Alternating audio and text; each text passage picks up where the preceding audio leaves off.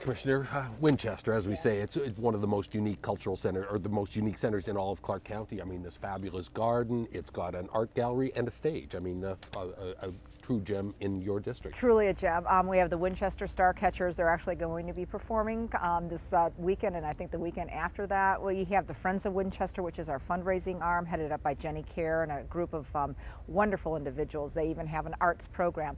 And most of the foliage you see around here, they paid for and purchased and helped plant themselves. We also have a program where we will donate or plant a tree in honor of some of the folks from the neighborhood. Buffy Kolarski, my planning commissioner, her mom passed away and had been very active over here, so I bought a tree and we planted it. So we tried to make this more of a community park and cultural center, and that's the key piece here. We're very unique.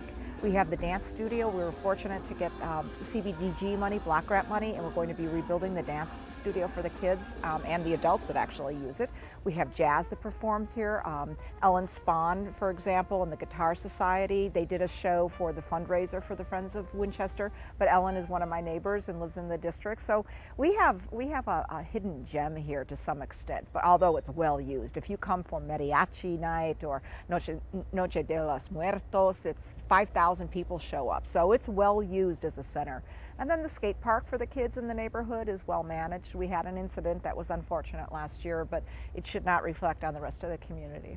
So again, a community center like this is giving the community and giving the neighbors the amenities that they need. That you don't have the 10,000 square foot gymnasium here, but that's not kind of requested in this area. It's not requested in this area. They have Cambridge, which is close enough that they could utilize that for. But the senior citizens across the street come over for a lot of the film noirs that they do, the art gallery shows that they do, the dance programs. There's been plays that have been done here by local artists. I think that's the key piece, is we try to focus on the local stars and talent that we have here, or developing the young people into that talent. And that's what makes the cultural center unique. But it's a wonderful neighborhood. I have a neighbor across the street, Jack, who was concerned about the seniors having to stand. So he bought a bench, and we paid to have it installed so that at least the seniors have a place to sit down. So it's a very caring neighborhood. True sense of community. Commissioner, also in the far east of District E, you have one of the most fantastic regional parks and community centers, Hollywood, and talk about some of the amenities there. And I know you're also excited about the little construction there for swimmers. We have over 1,000 jobs that we have going because we're building the aquatics pool. When I first took office, my first term, 3.5 years ago actually, the number one issue that the folks wanted was the aquatics. We have a policy, unfortunately, and not enough money in the county, so regional parks are planned, but they take 20 years to build out. And so I think the number one issue was get us a pool. We don't have anything on the east side. So in partnership with the Clark County School District, who contributed close to half the money, we were able to find the funding, and we are building a full aquatic center. There'll be a lap pool. And it's scheduled for opening in July of 2011. It was designed by Don Cambiero, a good community architect. So again, and it's a local company that's constructing it, the Hardy Company. So it's a gem, and we're all excited. I know Sheila Moulton from the school district, that was one of her last things that she had worked with me on as she leaves the school board, and she came to the opening and the kickoff, and Pat Marchese, who used to head up Parks and Rec, came to the kickoff. So it was really embraced, and it's much needed, but it's well used. We're already out of space for the workout room over there, so we're working on trying to find funding for that too. Sure. The Aquatic Center, as you say, 29,000 square foot indoor and 25,000 square foot outdoor. This is going to be it'll be phenomenal for the east side, and kids can use it then for competition through the high school. So there'll be that partnership as well.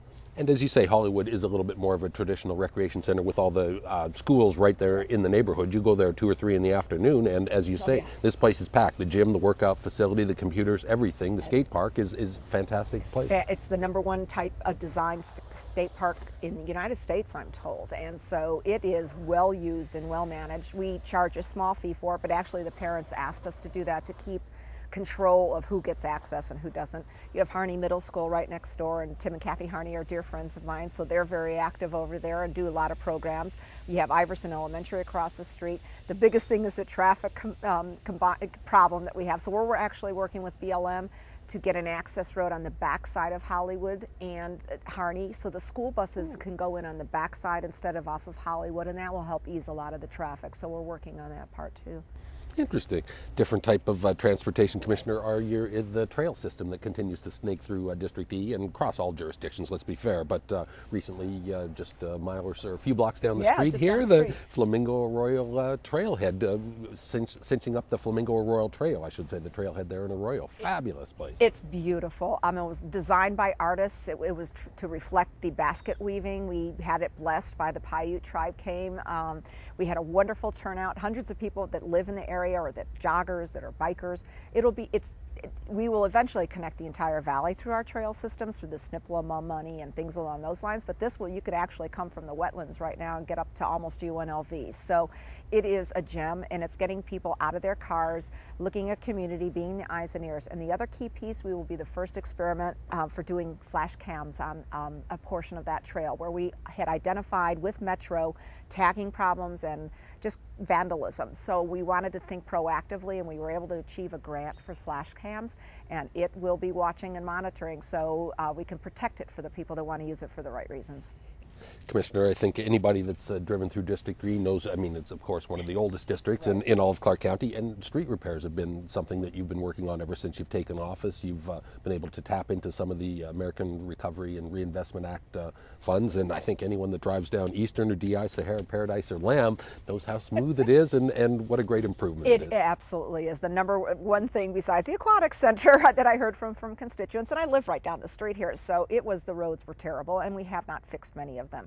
And so I just got onto RTC a year ago, and then thanks to Senator Reed and Berkeley and Titus, we were able to get the ARRA money. I said, bring as much as we can to the east side, because we have not had our roads redone. I heard some complaints from people about inconvenience, but you know what I told them? I said, I'm putting people to work, number one, and number two, we're finally getting money on the east side. Let's take advantage of that. And they were all great, and I've actually gotten calls from people thanking us. So it makes a difference. We just went out to bid on another little project by off of Charleston. We call it it's June in Oahu, and the Hawaiians, and those roads have never even been done. They didn't ever even really have a road, so we're going to be doing those roads over by off of Olive by the old post office. Yeah, so that'll be wonderful for those folks that have lived there. See, a lot of these people have lived here forever, and when the subdivisions were built, they didn't put in sidewalks, they didn't put in the roadways, they didn't. Our director of public works used to ride his skates down the hill on Olive, and he's like, yeah, it was a problem even then. So we're trying to do something about it, but unfortunately in these economic times it takes money. But I do think our obligation is to make sure we put as much infrastructure dollars and public works out there and keep people working, but also improve our neighborhoods at the same time.